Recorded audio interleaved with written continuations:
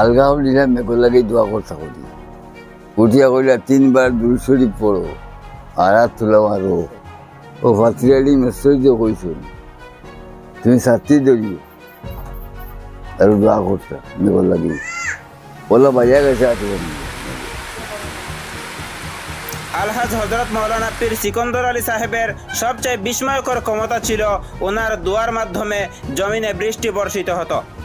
যখনই কোনো অঞ্চলে খরা দেখা দিত মানুষ ওনার কাছে ছুটে যেতেন। তিনি হাত তুলে দোয়া করলেই অলৌকিকভাবে বৃষ্টি বর্ষিত হতো জমিনে।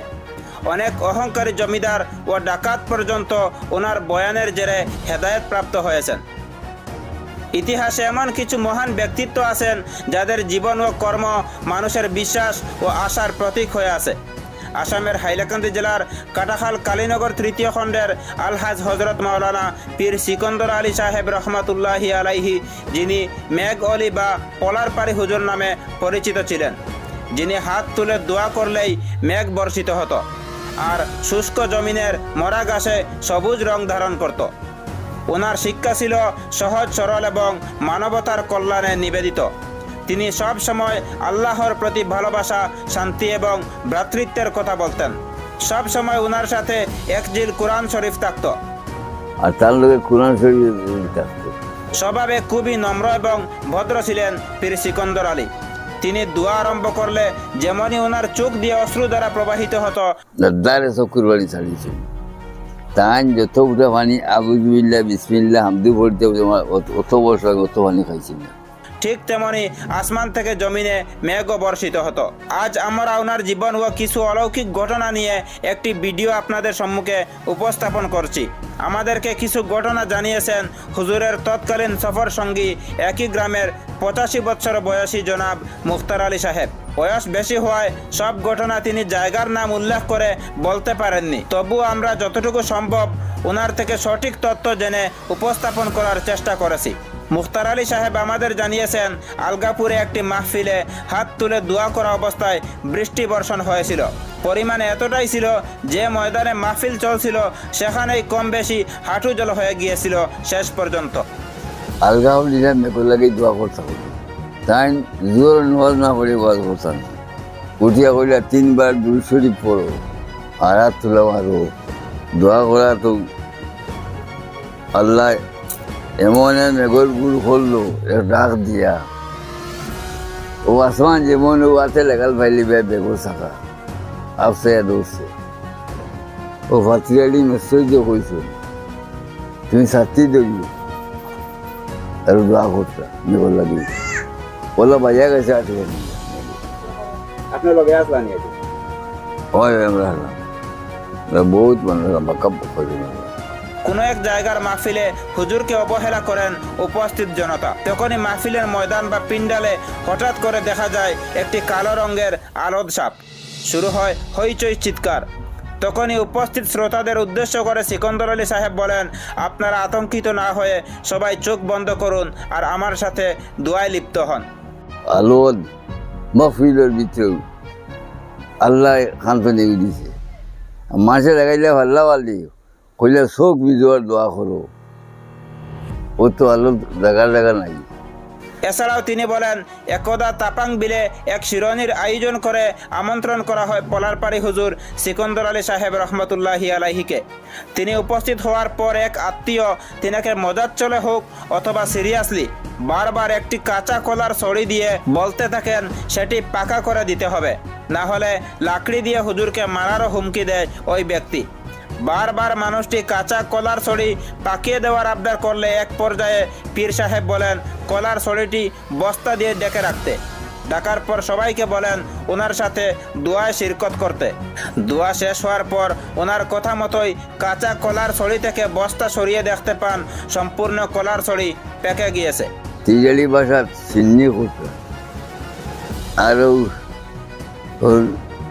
নবু তার নাম বুঝছনি, ওই যে খোলার ছড়ি খাসা খোলা ছড়ি আনি থইছে আর মুগলি গুলি বসে দুয়ারের মুঠি আর তার বড় ভাইয়ে খালি কই হেই দিন হট আর হ্যাঁ আজ খোলা খাইয়ে তেও মুগল এর বাদে হৌ হইলে হৌ খোলা সরিয়ান ঘুরিয়ে তো বস্তা আছে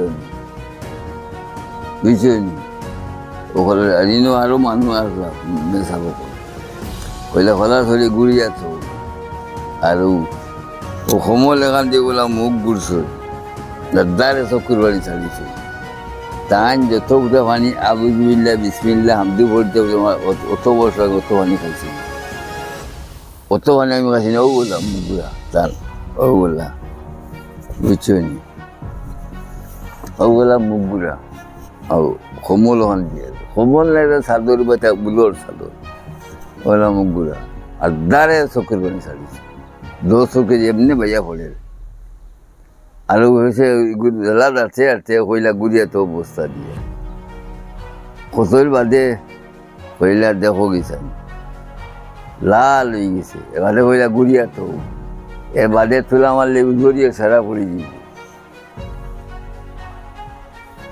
খাসা কলা তানার দুয়ার বরকত জায়গা থাকি গেছে হাই রে হাই তিনি আরো বলেন অরংপুর নামের এক জায়গার বিলে হুজুরকে বন্দি বানিয়ে ফেলেন একদল ডাকাত তখনকার সময় নৌকায় পাল বাঁধা থাকতো বাতাসের গতিতে এগোত নৌকার ডাকাতরা পীর সাহেবকে ডাকাতি আরম্ভ করলে তিনি আধা ঘন্টা সময় চান এনে তো জায়গায় জেনে বহুত তো করলাম মানুষ তাই তো রাজি তো যেটা করো করি আমার আধা ঘন্টার সময় দেওয়া লাগবে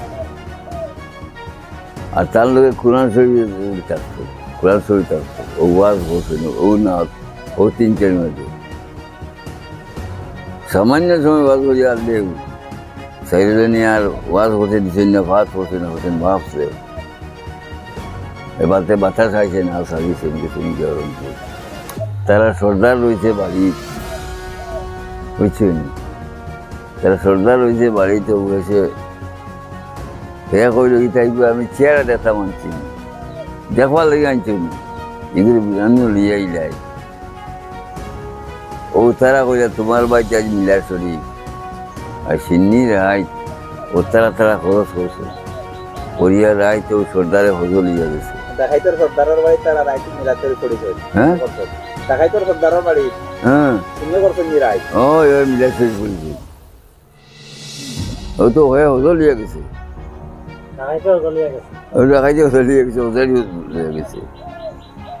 কালীনগর প্রথম খণ্ডে একজন লোক একটি ঘোড়া কিনেছিলেন হঠাৎ ঘোড়াটি পাগল হয়ে যায় কারো কথা শুনে না এমনকি মালিককেও মানে না ওটি তার দিয়া কইলে বা আমি হুজুরের বেয়ানি করতাম আর বার দিয়া ফিটি তার প্রতিশ্রুতার কইছেন আমার লিয়ে যাইতে তুমি কোনো সোয়াল মানছেন না ওগুলো ঠিক হইল এছাড়াও পীর সাহেবের এক কন্যা থেকে জানা গেছে কাটলিছড়া থেকে ওয়াজ করে ফেরার সময় রাস্তায় একদল ডাকাত হুজুরকে আটক করেন ওই সময় হুজুরের এক সফর সঙ্গী ডাকাতদেরকে হুজুরের পরিচয় দিয়ে বলেন ওনারা ওয়াজ মাহফিল শেষ করে বাড়িতে ফিরছেন তখন ডাকাতরা হুজুরকে পরীক্ষা করার উদ্দেশ্যে একটি কাঁঠাল গাছের নিচে নিয়ে যায় এবং গাছে থাকা কাঁচা কাঁঠাল পাকা করে দিতে বলে তারা আরেকটি শর্ত বেঁধে দেয় যদি হুজুর সত্যিকারের পীর হন তাহলে কাঁচা কাঁঠাল পাকা করতে পারবেন আর না হলে কাঁচাই থেকে যাবে উনি যদি কাঁঠাল পাকা করতে না পারেন তাহলে প্রাণে মারারও ধমকি দেয় ডাকাতরা শেষ পর্যন্ত হুজুর ডাকাত সহ সবাইকে বলেন হাত তুলে দোয়া করতে হুজুর দোয়া শেষ করার পর বলেন কাঁঠালগুলো দেখে আসো একবার ডাকাতরা কাঁচা কাঁঠাল পাকা হয়ে গিয়েছে দেখে শুধু হুজুরকে ছেড়েই দেয়নি ওনাকে সহি সালামতে অন্ধকারাচ্ছন্ন জঙ্গল এলাকা পারও করে দেয় আজ আমরা মাত্র 5-6টি ঘটনা জানলাম এছাড়াও রয়েছে ওনার অসংখ্য ঘটনা যেগুলা কেহ লিপিবদ্ধ করে না রাখায় ধীরে ধীরে মানুষ ভুলতে শুরু করেছেন এবং ওনার সফর সঙ্গী যারা ছিলেন তারাও আজ বেঁচে নেই মাত্র 2-1 জন ছাড়া পীর সিকন্দর আলী সাহেব রহমতুল্লাহি আলাইহির জন্ম কত সালে হয়েছিল সেটার কোনো সঠিক তথ্য পাওয়া যায়নি জানা গেছে ওনার বাবার নাম ছিল ডুমাই মিয়া শৈশব থেকেই তিনি ছিলেন অসাধারণ মেধাবী এবং আধ্যাত্মিক জগতের প্রতি গভীরভাবে আকৃষ্ট এক ব্যক্তি তিনি উত্তরপ্রদেশের রামপুরি সিলসিলার অলি ছিলেন ওনার ওফাতের তারিখ নিয়েও দ্বিমত রয়েছে তবে বেশি সংখ্যক লোকের দাবি তিনি 1369 বাংলা 2রা চৈত্র তারিখে মৃত্যুবরণ করেছেন যা ইংরেজি 1963 সালে রোজ মঙ্গলবার এবং পরদিন বুধবার ওনার জানাজা অনুষ্ঠিত হয় পীর সাহেবের মৃত্যুর 4 বছর পর 1967 সাল থেকে শুরু হয় পীর সিকন্দর আলী সাহেব রহমতুল্লাহি আলাইহির ইসালে সোয়াব মাহফিল, যা আজও প্রতি বছর অনুষ্ঠিত হচ্ছে। উনি জীবিত থাকতে যতদিন বৃষ্টির জন্য দোয়া করেছিলেন ততদিন বৃষ্টি হয়েছে। এমনকি আজ পর্যন্ত ওনার ইসালে সোয়াব মাহফিলের দিন বা এর আগের দিন তুফান নতুবা বৃষ্টি বর্ষিত হয়। গোটা জেলায় না হলেও পোলারপাড় এলাকায়ও কমপক্ষে বৃষ্টির আবহাওয়া আজও পরিলক্ষিত হয়। আজ 12 ফেব্রুয়ারি 2025 সাল রোজ বুধবার। ওনার 58তম ইসালে সোয়াব মাহফিল আজই অনুষ্ঠিত হচ্ছে। কিছুদিন থেকে বরাক উপত্যকায় কোনো বৃষ্টি নেই, কিন্তু আপনারা হয়তো উপলব্ধি করেছেন গত রাতে পোলারপাড় সহ হাইলাকান্দি জেলার এবং বরাক উপত্যকার বিভিন্ন জায়গায় বৃষ্টি বর্ষিত হয়েছে। অনেকের বিশ্বাস আজ হুজুরের ইসালে সোয়াব মাহফিল, সেজন্যই আল্লাহ ওনার নেক বান্দার উসিলায় বৃষ্টি বর্ষণ করেছেন জমিনে। পীর সিকন্দর আলী সাহেব রহমতুল্লাহি আলাইহির জীবন আমাদের শেখায় কিভাবে আধ্যাত্মিকতা, অলৌকিকতা এবং নিজের ব্যবহারের মাধ্যমে পথভ্রষ্টদেরও সঠিক পথে ফিরিয়ে আনা যায়।